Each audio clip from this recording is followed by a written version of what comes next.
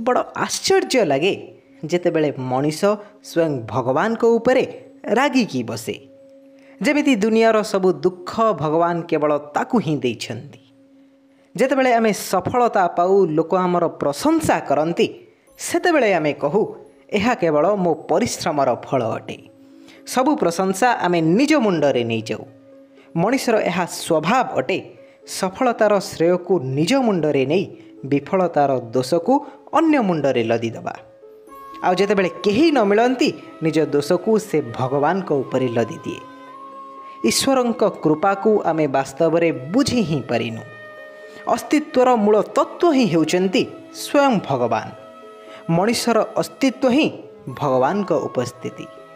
मोर कहिबा आपणकर सुनिबा ए सब किछि से ईश्वरंकर शक्ति द्वारा ही संभव हो पारे।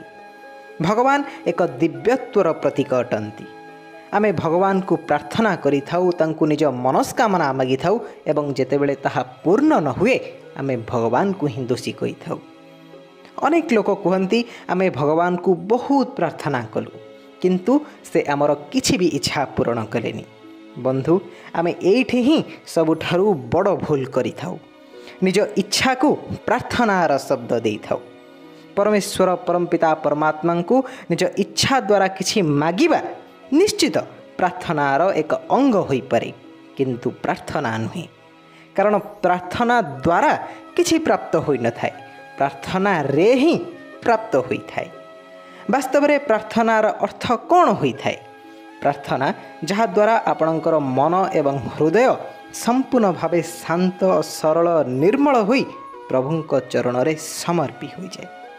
आपण को दिव्य आनंदर अनुभूति हुए एवं आपण निज दिव्य पवित्र हृदय नहीं जे कोनोसी भी कार्य करिवे जीवन रे केवल आपण को सफलता एवं आनंद ही प्राप्त हेब।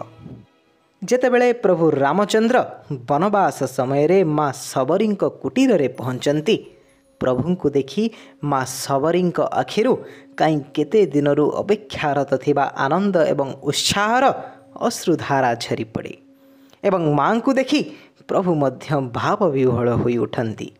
घंच अरण्य मध्यरे एमिति अनेक साधु संत थिले जो मानक ज्ञान दिव्य संस्कृत प्रार्थना रे परिपूर्ण होईकी थिला। किंतु प्रभु श्री पुरुषोत्तम निरक्षर वृद्धा माँ सबरींकर निर्मल निष्ठापर सरल हृदयर प्रार्थना रे तांको पाखरे पहुंची थिले। माँ सबरी केवल एतिकी प्रार्थना करुथिले, केबे आसीब हे राम हे पुरुषोत्तम तुमे केबे आसीब। वर्ष वर्ष धरी दिने नुहे दुई दिन नुहे वर्ष वर्ष धरी सारा जीवन सरलतारे केवल एतिकी प्रार्थना करि चलथिले। एमिति नुहे कि जेबे प्रभु रामचंद्र तांको कुटीर रे पहुंची थिले सेबे ही तांको प्रार्थनार फल मिलिथिला। प्रार्थनार फल को से प्रति क्षण प्रति मुहूर्त रे अनुभव करुथिले। प्रार्थना करि सारिबा परे आनंद मिले सेमिति नुहे बंधु। प्रार्थना करिबा समय रे ही आनंद प्राप्त होई थाए। प्रार्थना भीतर रे ही आनंद थाए। आमे प्रार्थनार भाव को सठिक रे बुझी ही पारिने। आमे एमिति मनोभाव बनै दैछे कि प्रार्थना कला परे ही किछि प्राप्त होई परिबो। किंतु आमे ए कथा बुझिबा पई नाराज कि प्रार्थना मध्यरे रहिले ही आमर किछि हेई परिबो। एमिति नुहे कि प्रार्थना हेउची रास्ता एवं आम इच्छा हेउची आमर लक्ष्य। ना बंधु, प्रार्थना निजे निज भितर ही एक लक्ष्य स्थल अटे। प्रार्थना आपणक हृदयर गभीरतारू बाहरी थाए। आपणक मनरे थिबा समस्त भाव को ईश्वरंक पाखरे समर्पी देई थाए। किछि लोक प्रश्न करती प्रार्थना केमिति करिबा दरकार, केउ भावरे प्रार्थना करिबा दरकार। बंधु, आपणक हृदयर भाव को आपणक मनस्तत्व को अन्य केही किपरि वर्णना करि परिबो। आपणक मनर भाव ही हेउची आपणक मूल प्रार्थना। लोक निज मनर भाव को बुझी पारंतिनी एवं परे कहती आमे प्रार्थना करुछु किंतु भगवान शुणु नाहंती। आम अवस्था वर्तमान एमिति हो जाइछि जेमिति गोटे लोक प्रतिदिन रेस्टोरेंट को जाए, पूरा मेन्यू कार्ड पढ़े एवं रेस्टोरेंट रो आसी कहे मोर पेट ही पुरिलानी। आमे जो पर्यंत से मेन्यू कार्ड रे लेखा थिबा खाद्यर ना को वास्तव खाद्य करी न खाइचे से पर्यंत आम पेट पुरीबनी।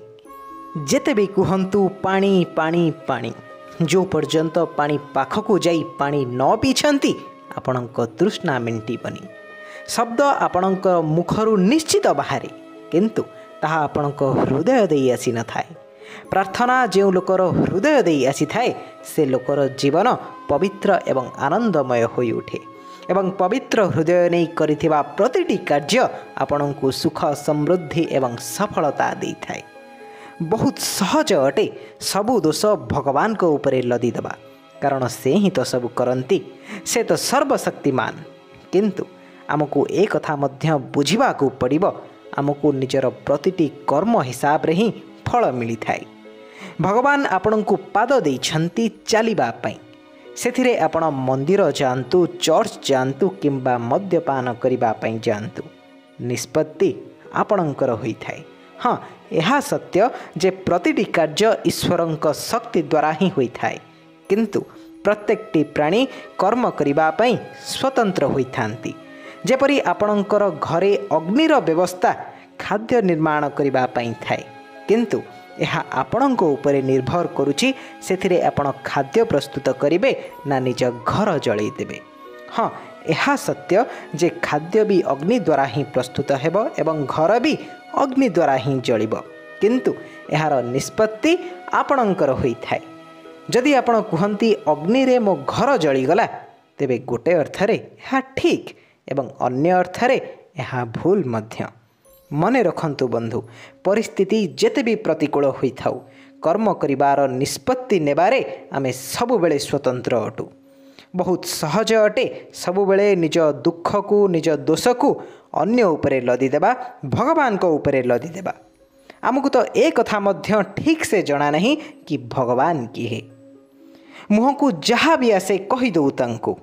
ଆମେ ଜାଣି ରଖିବା ଦରକାର ଭଗବାନ ହେଉଛନ୍ତି ଅସ୍ତିତ୍ୱର ମୂଳ ମନ୍ତ୍ର। ଆପଣ, ମୁଁ, ଆମେ ସମସ୍ତେ ଭଗବାନଙ୍କର ଅଂଶ ବିଶେଷ, ତାଙ୍କର ହିଁ ଅସ୍ତିତ୍ୱ ଆମେ। କ'ଣ ଆପଣଙ୍କର ମନେ ଅଛି ଆପଣ ଏ ଦୁନିଆକୁ କେତେବେଳେ ଆସିଥିଲେ, କେମିତି ଆସିଥିଲେ? ଯାହା କିଛି ବି ଆପଣଙ୍କ ଜୀବନରେ ଅଛି, ଯେଉଁମାନେ ବି ଆପଣଙ୍କ ଜୀବନରେ ଅଛନ୍ତି, ପରିବାର ଠାରୁ ନେଇ ସାଙ୍ଗସାଥି ପର୍ଯ୍ୟନ୍ତ, ସେ ସମସ୍ତେ ଆପଣଙ୍କ ଜୀବନକୁ ଆସନ୍ତୁ ଏକଥା ଭଗବାନଙ୍କୁ କ'ଣ ଆପଣ ମାଗିଥିଲେ?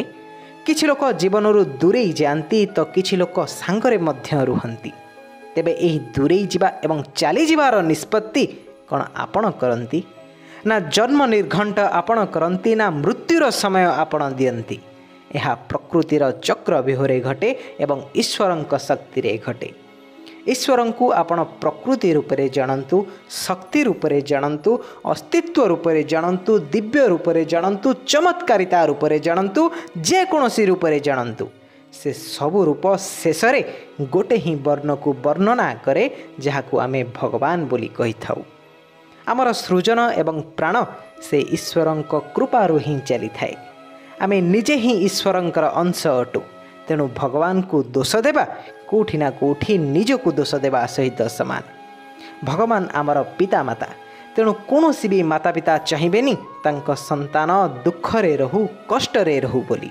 ସେ ସବୁବେଳେ ଚାହାନ୍ତି ତାଙ୍କ ସନ୍ତାନକୁ ଦୁନିଆର ସବୁଠାରୁ ଅଧିକ ସୁଖ ମିଳୁ। ଏହା ତ ସାଧାରଣ ମନୁଷ୍ୟ ଭଳି କଥା ହୋଇଗଲା। ତେବେ ଭାବିକି ଦେଖନ୍ତୁ ତ, ଭଗବାନ ଯେ କରୁଣାର ସାଗର, ଦୟାର ସାଗର, ସେ ତାଙ୍କ ସନ୍ତାନଙ୍କୁ କ'ଣ ଦୁଃଖ ଦେଇପାରିବେ? ସତ କଥା ତ ହେଉଛି ଆଜି ପର୍ଯ୍ୟନ୍ତ ଆମେ ଠିକ୍ ସେ ପ୍ରାର୍ଥନା ହିଁ କରିନେ। ନିଜ ଇଚ୍ଛାକୁ ପୂର୍ଣ୍ଣ କରିବା, ମନସ୍କାମନାକୁ ପୂର୍ଣ୍ଣ କରିବା, ନିଜ ଆବଶ୍ୟକତା ପୂରଣ କରିବାର ନାଁକୁ ଆମେ ପ୍ରାର୍ଥନାର ଶବ୍ଦ ଦେଇଛେ। ଭଗବାନ, ଆପଣ ମୋର ଏଇ ଇଚ୍ଛା ପୂରଣ କଲେ ମୁଁ ଆପଣଙ୍କୁ ଏଇଆ ଦେବି। ମନୁଷ୍ୟ ବି ବଡ଼ ଆଶ୍ଚର୍ଯ୍ୟ ପ୍ରାଣୀ। ପ୍ରଥମେ ହାତ ପତେଇ ମାଗେ ଏବଂ ପରେ ସେଇ ଭଗବାନଙ୍କୁ ଦାନ ଦେଇ ନିଜର ଶ୍ରେଷ୍ଠତା ସିଦ୍ଧ କରେ। ମନେ ରଖନ୍ତୁ ବନ୍ଧୁ, ଭଗବାନଙ୍କୁ କେବଳ ସରଳ ହୃଦୟ ନେଇ ପ୍ରାର୍ଥନା କରନ୍ତୁ, ବ୍ୟାପାର ନୁହେଁ। ପ୍ରାର୍ଥନା ତ ଏକ ଭାବ, ଯେଉଁ ଭାବରେ ଭଗବାନଙ୍କ ଭକ୍ତିରେ ସମ୍ପୂର୍ଣ୍ଣ ବୁଡ଼ିଯିବା ଉଚିତ। ହେ ଈଶ୍ୱର, ନା ମୁଁ ତା'ର ଯୋଗ୍ୟ, ନା ମୋର ଯୋଗ୍ୟତା ଅଛି ଯେତିକି ଆପଣ ମୋତେ ଦେଇଛନ୍ତି। ମୋ ହାତରେ ତ କିଛି ବି ନାହିଁ, କିନ୍ତୁ ଏହା ଆପଣଙ୍କର କୃପା, ଆପଣ ମୋତେ ସବୁ କିଛି ଦେଇଛନ୍ତି। ଯଦି ପ୍ରାର୍ଥନାର ମୂଳ ତତ୍ତ୍ୱକୁ ଆପଣ ବୁଝିପାରନ୍ତି, ତେବେ ବିଶ୍ୱାସ ରଖନ୍ତୁ ବନ୍ଧୁ, ଦୁନିଆରେ ଏମିତି କେହି ବି ନାହିଁ जे कहब मो प्रार्थना को ईश्वर शुणी नाहांती। केवल हृदयर गभीरतारू सद्भावना सहित सरलतारे निज इच्छा को पूर्ण करने नुहे केवल प्रार्थना करने ही प्रार्थना करंतु। जो भाव द्वारा आपण निजर सबु दुख कष्ट को भूली निजकू भगवान को भक्ति रे हजई दियंती ताकू ही प्रकृत प्रार्थना कहा जाए।